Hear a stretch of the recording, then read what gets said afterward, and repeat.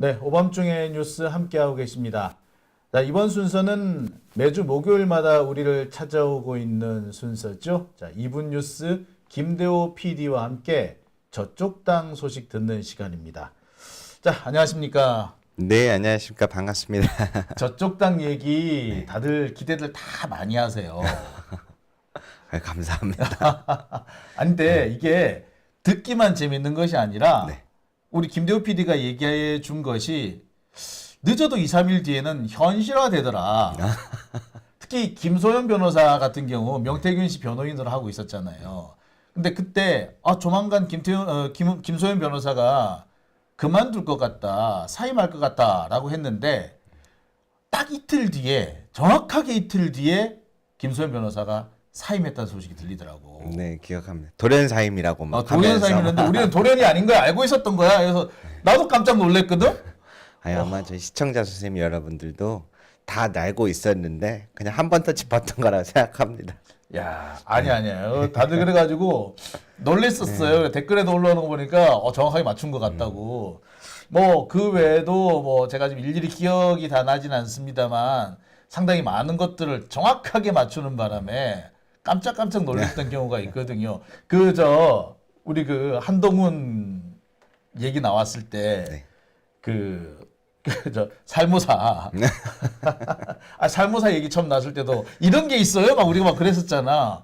근데 딱 며칠 뒤에 살모사라고 난리가 난 거야. 아니, 그리고, 이양 얘기가 나왔으니 말인데, 우리 한동훈 게시판, 한동훈 본인 명의 혹은 가족 명의 이 비방글이 막 올라왔다. 그것도 사실 많이 안 알려져 있었어요. 특히 저쪽 당에는 좀 알려져 있는지 모르겠는데, 우리 이 오밤중 뉴스에서 다루고 난 다음에 한때부터 2, 3일 뒤에 본격적으로 거론이 되기 시작하더라고. 마치 우리 걸 보고 야, 이제 시작해도 되겠다 이렇게 한 것처럼. 예. 다른 분들도 아마 많이 눈치채신 분들도 많았을 텐데 네. 이제 조금 고민했었던 점은 있었던 것 같아요. 왜냐면 그 출처가 시작된 점이 조금 뭐라 해야 될까요? 불분명한 건 아닌데 그 시작됐던 지점의 그 인물이 조금 신뢰가 조금 아리송했던 인물이라. 그러니까 아주 신뢰성 있는 인물은 아니었어요. 네. 근데 이제 문제가 그게 이슈가 되면서 그 문제는 다른 사람들이 다 짚기 시작했었죠. 네. 그래서 그래서 우리가 사실 그때 김대호 PD가 얘기를 할 때도 이 사람이 약간 좀 신뢰성에는 의문이 좀 있다 해서 좀 다루는 것이 조금 껄끄러운 면이 없잖아 있다라고 하면서도 그렇지만 이런 얘기가 나왔다라고 했단 말이에요.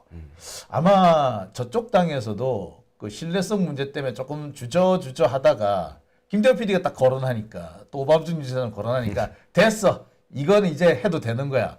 뭐 이렇게 판단하지 않았을까라는 생각도 들더라고요.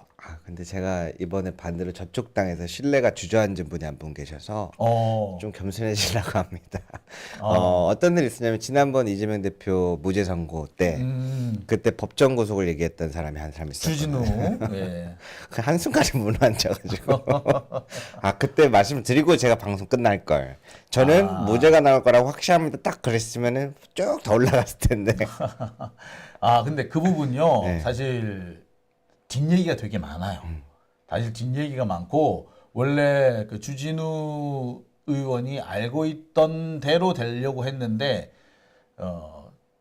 서초동 분위기가 워낙에 험악하니까 그러니까 아마 시민들이 어떻게 할지 모른다. 진짜 뭐 법원에 쳐들어갈 수도 있다. 이런 얘기들이 나오니까 사법부 쪽에서 부랴부랴 바꿨다는 얘기도 있고요.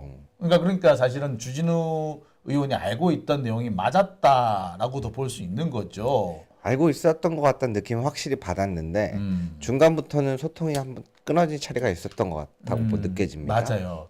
그래서 이제 완전히 틀린 게 아니라 이 역시 또한 우리 김대호 PD 영향이 아닌가. 자, 그래서 오늘은 어떤 주제 준비하셨을까요? 자, 오늘은 이제 장영진 선배님이 걱정하셨던 원래 다른 채널 언급하는 거에 대해서 좀 걱정이 많으세요. 웬만하면 안 하려고. 네.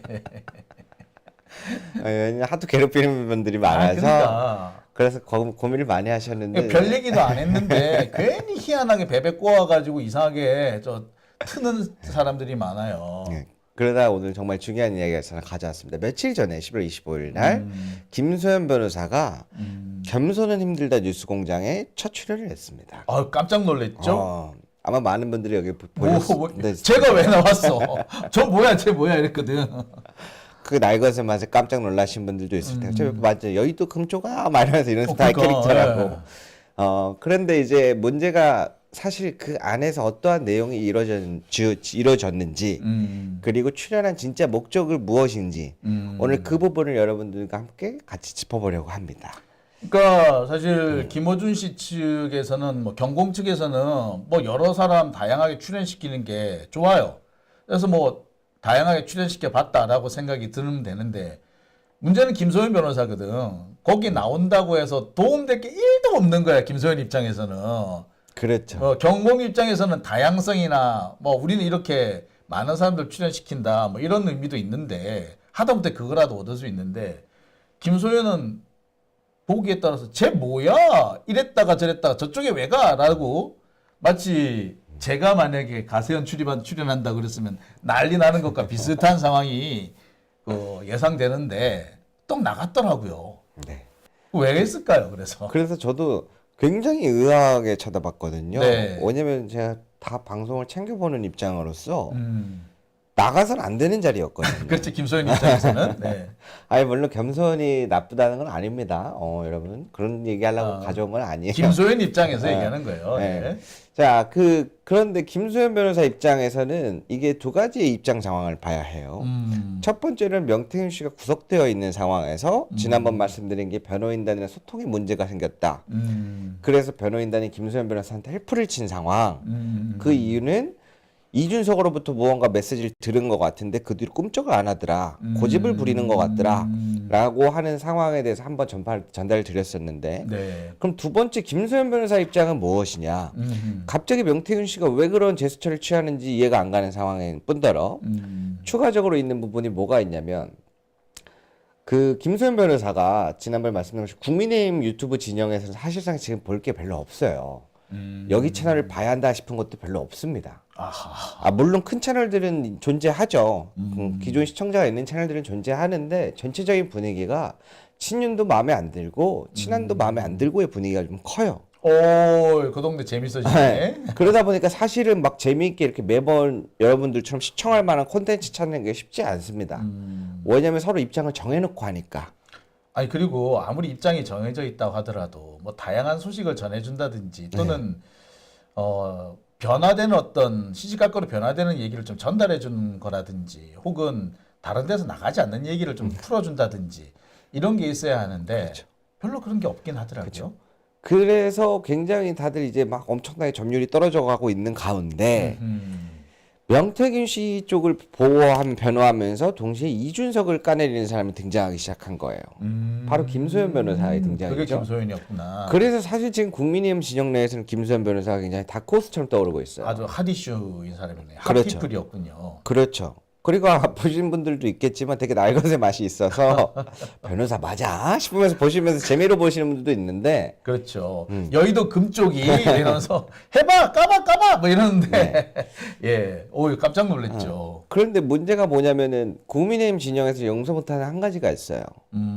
바로 총선 때 제일 큰 역할을 했었던 여족꽃을 만든 그거 아니어도 원래 좋아하진 않지만 국민의힘 입장에서는 좌파의 끝판왕은 김어준이라고 생각하는 게 있어서 공장장님을 되게 안 좋아해요. 그러니까 여론을 막 한쪽으로 몰아가야 되는데 특히 이제 여론조사, 그러니까 명태균 씨 건에서도 보듯이 여론조사 가지고 장난질을 참 많이 쳤단 말이에요.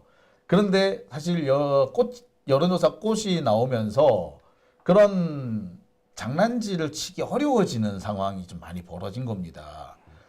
그래서 저쪽 당 입장에서는 되게 꼴보기 싫었을 거예요. 근데 거기를 나갔다. 그렇죠. 그러면은 이제 너 뭐야? 너 배신자야? 뭐 이런 얘기 나올 수도 있죠. 네, 맞습니다. 이게 잘 안 알려져 있는데 그때 당시에 사실 총선에서 패배했을 때 국민의힘 진영에서 제일 많이 나왔던 이야기가 야 우리가 후원해준 돈 다 어디다 썼냐? 그 이야기를 되게 많이 나왔어요. 왜냐면 국민의힘 약 우파 진영은 약간 돈으로 막 한다 이런 이야기들이 그렇죠. 한때 많았는데 야 저기는 뭐 여론조사 만들고 뭐 만들고 하는데 우리는 왜 다 길거리 애들밖에 없어? 약간 이런 이야기들이 많이 남아서 그때 되게 울분을 많이 토했거든요. 근데 그 방송에 출연한다라는 게 사실은 그냥 출연할 수도 있지 정도가 아닙니다. 받아들임이 커요. 아무리 그래도 저 방송에 그렇지. 우리 입장에서는 가세현 같은 데인데. 가세현은 왜 가니? 뭐 이렇게 할 거 아니야. 그런 느낌이 큰데 그래서 득보다 득이 없어요 사실. 득이 없는데 실밖에 없는데 왜 나왔을까? 그 부분을 오늘 중점으로 제가 한번 같이 설명을 드려보려고 합니다. 자, 왜 나왔어요? 그래서 단도직입적으로 물어볼게. 왜 나온 것 같아요? 단도직입적으로 사실 그 안에서 푼 내용들을 잘 봐야 되는데요. 자, 보다 보니까 뭐 친윤 쪽에 실드를 치는 것 같기도 하고 그쪽인 것 같아요. 아무래도. 이준석 관련해서 몰타기를 하는 것 같기도 그런 것도 있는 하고 것 같고, 예. 예, 김진태 지사 막 실드를 치는 것도 같은데 이거를 이렇게 종합적으로 하나만 보시면 잘 안 느껴지죠. 아니, 그러니까 그렇게 보니까 네. 사실 좀 애매하더라고요. 뭔 얘기를 하고 싶은 거야, 저 사람이? 라고 저는 생각이 들었어요. 네.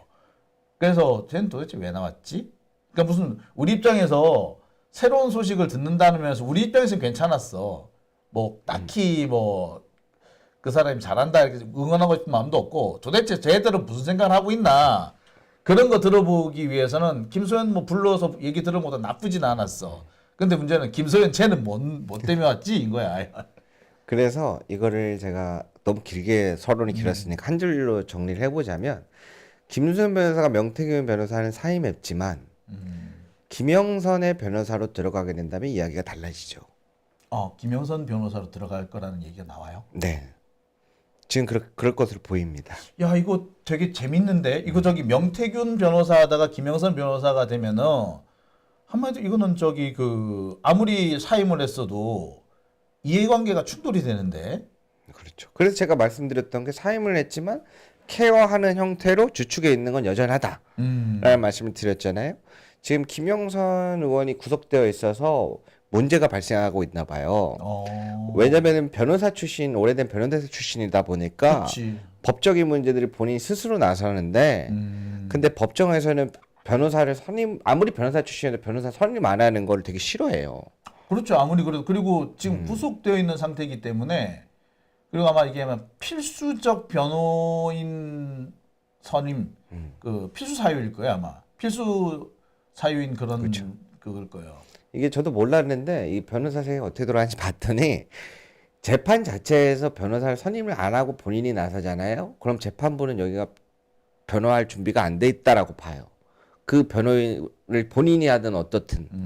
그래서 하나의 형식적인 그런 행태를 보더라고요. 그래서 그러한 부분에 있어서 지금 잘 안 풀리는 부분들이 있는데 그래서 제가 봤을 때는 김소연 변호사가 김영선 변호사로 나설 걸로 보이거든요. 이제 이 관점에서 보면 그러면 본인의 뭔가 이걸 알리기 위해 나왔는가? 인지도를 그럴 수도 있긴 하겠네. 그 관점에서도 하나 볼 수도 있죠. 근데 오늘 그런 뻔한 이야기는 하지 않을 아니, 겁니다. 그런 입장에서 보기에는 솔직히 네. 너무 득보다 실이 많아. 네. 우리가 어디까지 김소연 입장이지만 굳이 그렇게까지 위험 부담을 감수할 것까지는 없었을 것 같긴 해요. 그렇죠. 오히려. 예. 자기를 알리기 위해 나오다기보다는 두 번째 위험 리스크가 뭐냐면 하나는 자기 진영의 시청자들, 지지자들이고 그것도 무시할 수 없는데 감사하고 그냥 나왔다 쳐요. 두 번째 문제점이 뭐냐면 국민의힘에서도 여기 모니터링을 한단 말이에요. 하겠죠. 예. 그래서 매번 막 고소고발도 이루어지고 하는데 전에 말씀드린 것처럼 김수현 변호사는 국민의힘의 당의 측근들과 이 연락을 자주 하는 사이라고 말씀 한번 드린 적이 있어요. 그렇게 네. 보인다고.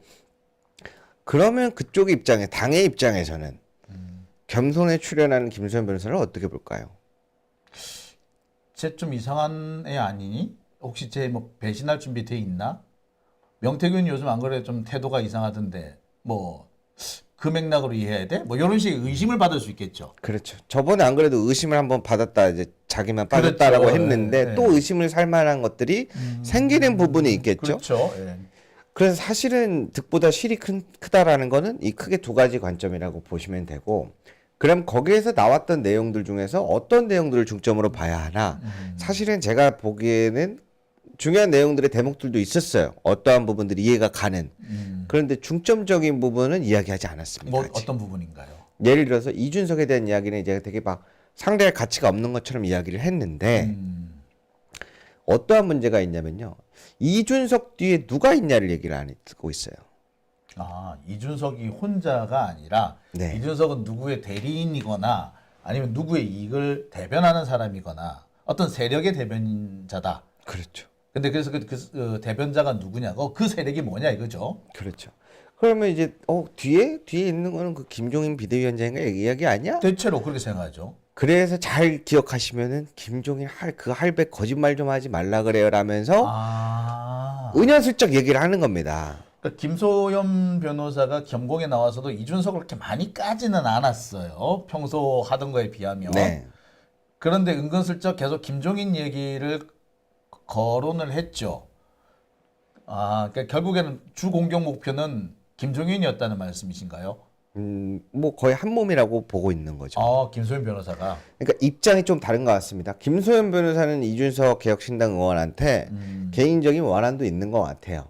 그리고 자기의 신념대로 없애야 될 사람. 없애야 될 사람. 이 정치판에서 없어져야 될 사람.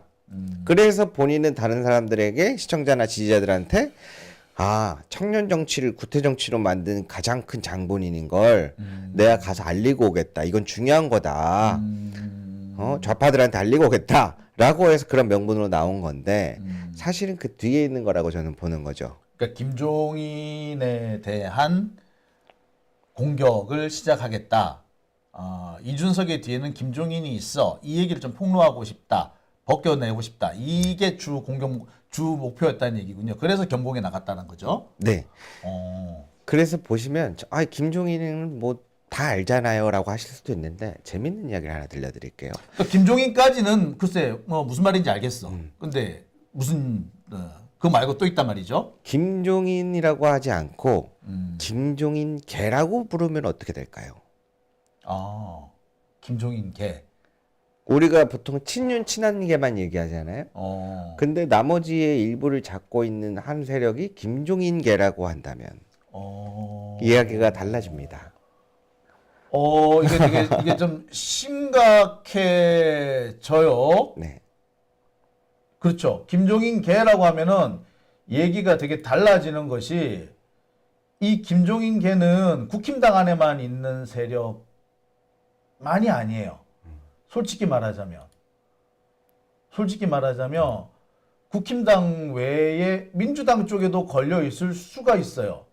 우리가 소위 말하는 내각제 세력이라고 하는데 그 내각제 세력을 보통 우리가 김종인 이렇게 얘기한단 말이에요. 그러니까 그 국힘당 내에도 있는 그런 내각제 세력을 의미하는 건데 그 세력을 지금 의미한다. 좀 더 풀어서 말씀을 드리자면은 사실 그 이준석 프로젝트가 뭐예요? 명태균 프로젝트가. 이준석을 대통령으로 만드는 그렇죠. 윤석열 대통령 임기 개헌해가지고 그렇죠. 중임제에서 끝나고 내려오면 이준석 8년 안 치겠다. 그러면 김종인 비대위원장의 꿈은 뭐예요? 내가 대리정치. 이준석이라는 황새도 앉혀놓고 수렴청정 하겠다. 그랬었거든요. 근데 지금 뭐 그게 사실 되게 다 우습게 저도 들었었는데 어느 순간부터 자꾸 이준석계라는 이야기를 했었었거든요. 전에 한번 말씀드렸잖아요. 친이계라고 해갖고 친중계 이렇게. 그렇죠. 지난번에도 그래서 친이계 그래서 이핵관 명태균 이핵관 이렇게 얘기를 했었죠. 네. 근데 이 이핵관 이야기가 좀 더 깊게 들어가면은 지금 현재 대통령실에도 몇 명 들어가 있을 정도로 폭이 넓군요. 생각보다 폭이 영향이 커 보입니다. 그래서 이준석계가 무슨 영향이 있나? 저는 이렇게 생각했었거든요. 근데 이준석계를 김종인계로 바꾸시면 됩니다. 그러면은 그 사람은 다 끝난 분 아니에요? 라고 생각을 했었어요. 아니. 근데 그 사람 다 끝난 사람 아니에요. 예. 근데 지금 보니까 이번에 총선 끝나고 나서 당에 가장 빠르게 영향력을 넓힌 사람 중에 한 사람이 김종인입니다. 그거는 그렇죠. 그래서 어떻게 넓혔는지를 살펴봤더니 예전에 혹시 그 상임위 구성할 때 지난번에 국민의힘이 막 엄청 협상 안 들어오고 늦어져가지고 결국에 마지막에 법사위만 넘겨달라 했던 거 기억하십니까? 네. 다른 열 몇 개 상임위를 다 포기하더라도 법사위만 달라. 그 말도 안 되는 이야기거든요. 그렇죠. 근데 그 말도 안 되는 이야기를 통해서 당을 빠르게 장악했던 게 김종인 쪽이었더라고요. 사실 거꾸로 생각을 해보면 그 민주당이 17개 상임위를 다 얻더라도 법사위 하나만 내줬으면 우리가 상당히 피곤했을 거예요. 지금도 되게 열받아 있을 거예요. 법사위 왜 안 가져왔느냐고. 근데 거꾸로 김종인이 다른 거 다 내주고 법사위만 가져가자라고 했다면, 그래서 그게 되게 좀 파격적인 제안이라 쉽게 받아들이기는 어려웠겠지만 실리는 가장 있는. 그래서 저희가 예전에 법사위 한참 많이 할 때 자주 했었던 얘기가 뭐였었죠? 아니 국민의힘에서 법사위 멤버를 왜 이따구로 꾸려? 이따구로 죄송합니다. 왜 이렇게 꾸렸지? 이해할 수가 없다. 민주당에서는 이를 갈고 나왔는데 그렇죠. 여기는 보니까 다 순둥순 몇 명 빼고는 다 애매해가지고 막 맨날 딴 얘기하고 내용 이해 못하고 왜 이렇게 꾸렸지 했었잖아요. 근데 이게 사실 이게 어떻게 영향력을 그 당에서 국민의힘에서 펼치게 됐냐면 이번에 국민의힘에서 당선된 초선이 50명이 넘어요. 100명, 108명 중에 네. 50% 이상이잖아요. 근데 상임위를 구성할 때 중진들은 상임위원장을 맡고 싶어 했고 아, 근데 초선이 절반 이상이고 초선들도 한 자리 해보고 싶고 이 과정에서 갈등해서 이 초선 재선 중진들의 비율을 맞춘 거예요. 원래는 법사위만 가져오는 전략으로 짰다가 첫 번째 플랜에서 법사위를 못 가져왔지 않습니까? 그래서 여기서 빠르게 초선과 중진들의 비율을 맞춰서 이 전략으로 해갖고 빠르게 자리를 다 균등하게. 아, 그럼 그 과정에서 김종인이 상당한 영향을 미쳤다는 얘기군요. 그러면서 대부분의 초선들을 흡수했다. 아, 허초선들은 그러니까 국힘당 입장에서 국힘당 초선 입장에서는 그렇겠네. 아니 과감하게 하나만 하고 나머지 탁 하면은 초선들이 활약할 수 있는 그 여지가 많이 넓어지는데 그 중진들이 자기 한 자리 해먹으려고 하다 보니까 죽도 밥도 안 됐다. 결국에 이 초선 중진들이 문제구나. 그러면서 불만이 이제 그렇게 쏠리다 보니까 김종인한테로 힘이 많이 쏠렸다. 네. 가능성이 있는 얘기네요. 그래서 뭐 초선 쪽은 이쪽 김종인계가 꽉 잡고 있다라는 소문이 들리고 그래서 예전에 기억나십니까? 김건희 여사의 십상시 얘기할 때 왜 이렇게 MZ 세대들 80년대생들 이렇게 다 품어먹어서 데리고 다니려고 그러지? 이거 견제하는 거 아닌가라는 생각도 듭니다. 아무튼 그래서 이 김종인계라고 하는 게 생각보다 초선 쪽으로 해갖고 영향력이 세다. 그러면 최근에 그 김종인이 한동훈을 키우려고 한동훈을 자꾸 이렇게 띄우려고 하는 것도 보면 뭐 같은 맥락에서 이해할 수 있는 건가요? 그렇게 되면 하기사 지금 한동훈이 원외나 초선들 쪽에 힘을 많이 뻗치고 있긴 하죠. 저 부분은 좀 해석이 아직 저도 여러 가지로 갈리는데요. 이번에 갑자기 김종인 씨가 한동훈도 이준석처럼 몰아내버리면 국힘이 어려워진다라고 이야기하면서 다음 대통령 젊어질 것, 국힘 희망은 한동훈 이렇게 두 가지를 냈단 말이에요. 네.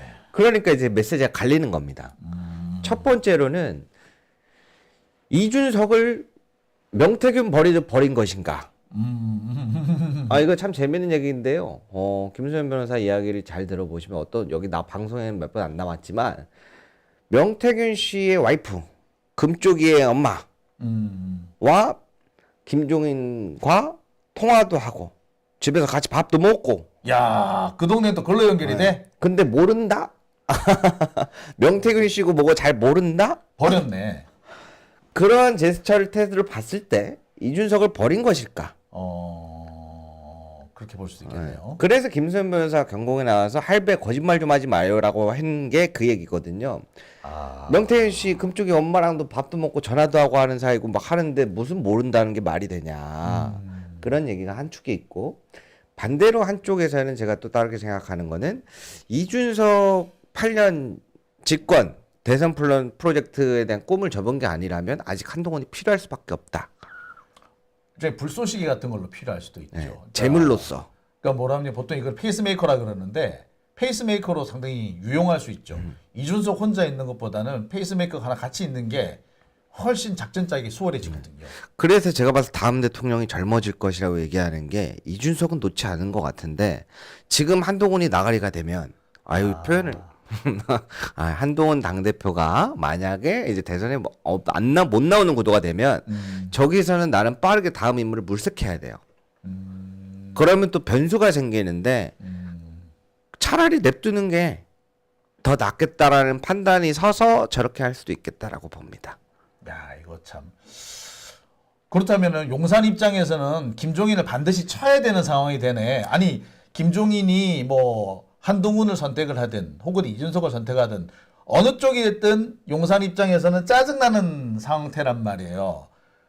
그러니까 김종인이 계속 영향력을 확대, 특히 초선들한테 영향을 확대한다면 반드시 차단해야 되겠네.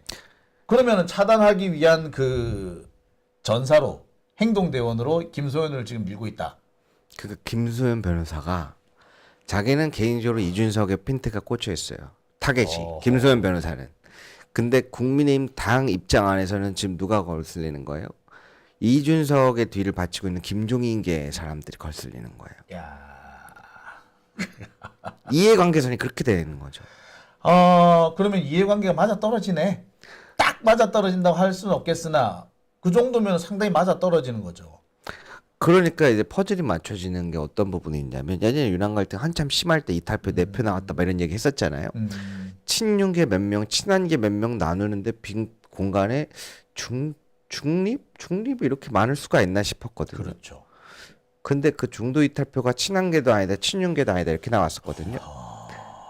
제가 봤을 땐 그 김종인계인 것 같습니다. 야, 이거... 그때 왜냐면 동아일보나 이런 데서도 김종인계라는 언급을 안 했지만 조심스러웠는데 이해했거든요. 친한계, 친윤계가 다 분리되어 있는 상황에 명부도 대충 다 아는데 그 가운데 누굴까? 요거구나. 그래서 정확하게는 김소연 변호사는 김소연 변호사 나름대로 인지도도 올리고 이준석에 대한 그런 공격도 하면서 하는 건데 국민의힘은 당 입장에서는 김종인계에 대한 처리를 해야 되는 거죠. 야, 이게 그렇게 따지고 그렇게 해서 놓고 보니까 김소연이 아니 자신의 그 인지도만 생각하면은 굳이 경공에 안 나갔을 거야. 근데 그런 여러 가지 상황을 고려해 보면 그러니까 그 김소연 같은 경우는 사실 용산의 눈치도 안 볼 수 없는 상황인데 용산이 지금 사실 그 김어준 하면 악을 뛰는 상황이라 그래서 쉽지 않은 결정이었을 거로 보이거든요. 근데 지금 말씀하신 요 상황 김종인을 딱 꽂아놓고 생각해 보니까 이해가 되는 대목이 있네요. 야, 앞으로 이 부분이 또 어떻게 발전이 될지 상당히 궁금하네. 근데 웃긴 게 뭐냐면 김종인 개가 있다라는 얘기를 못 합니다. 영향력이 혹시나 커질까 봐. 근데 김종인 개가 저는 이게 저 상당히 걱정을 많이 했던 게 지금 우리가 그 민주당 쪽에서도 많이 나오는 얘기가 내각제 얘기가 나오면 꼭 김종인이 나온단 말이야. 그래서 김종인이 여야를 넘나들면서 많은 일을 했단 말이에요. 그 사실 문재인 대통령을 그 자리까지 올라가게 많은 영향을 여기 했던 사람이 또 김종인이란 말이야. 오죽했으면 킹메이커라는 얘기가 나왔겠냐고요. 그러니까 사실 보면은 박근혜부터 문재인, 윤석열까지 만들어낸 게 김종인이란 말이에요. 그런데 이 사람의 목적이 뭐냐면 내각제인 거야. 이 사람 내각제 선호자인 거는 천하가 다 아는 사실이잖아요. 그래서 김종인 계란 얘기가 나오면은 민주당 내도 있다라고 본단 말이야. 그러니까 이 김종인 계가 만약에 저쪽에 이준석까지 포함해서 뭔가 작당질을 한다라면 심각한 문제가 될 수도 있어요. 이거는 진짜 뭐라 했냐 폭풍의 눈이 될 수도 있죠. 그렇습니까? 근데 저는 약간 사실 지금의 민주당 별로 걱정이 안 돼서. 그러니까 민주당 쪽에서 지금 떨어진 애들 있잖아. 이해했습니다. 근데 박용진 뭐 이런 애 있잖아요. 예? 근데 김소연 변호사 부러워하더라고요. 그 후기를 들었는데 아니 좌파 유튜브 나갔더니 여기는 뭔가 서로가 막 끈끈하고 막 도와주고 밀어주고 막 하더라. 근데 우리 우파는 뭐냐? 슈퍼챗 싸움이 나고 앉아 있고 이게 무슨 우파냐 이런 얘기 하거든요. 그래서 저는 민주당은 걱정 안 합니다. 잘하고 있어요. 자, 뭐 잘 될 것 같긴 한데. 네. 아, 이것도 이 고민할 문제가 생겼네요. 이게 좀 앞으로 취재를 해서 뭔가 아직까지 좀 빈 부분이 있는데 많은데 듬성듬성한 부분이 네. 많은데 이걸 채워 넣어가면서 상황을 좀 더 파악을 해볼 필요가 있겠네요. 야, 이게 왜 우리 그 김대호 PD의 이 감이 생각보다 정확해. 처음 얘기를 들을 때는 거기까지는 좀 오버 아닐까 하는데 막상 한 며칠 지나가 보면 딱 맞아 떨어지는 경우가 꽤 있었거든. 그래서 이 감을 무시를 못 하겠습니다. 앞으로 우리 좀 많이 취재를 해가지고 또 다음 얘기를 또 꾸며가 봐야 될 것 같네요. 그렇게 말씀하시면 떨어질까봐 무섭습니다. 원래 또 그러다가 또 떨어졌다가 이렇게 매일 한 주에 한 번씩 여러분들에게 재미있는 음모론도 좀 만들어서 좀 해드리고 그래야 좀 보실 맛이 나는데. 만들면 안 돼. 만들면 틀려 또. 있는 그대로. 네. 자, 첫 번째 주제 일단 여기까지 하고요. 그럼 두 번째 주제로 넘어가 보도록 할게요.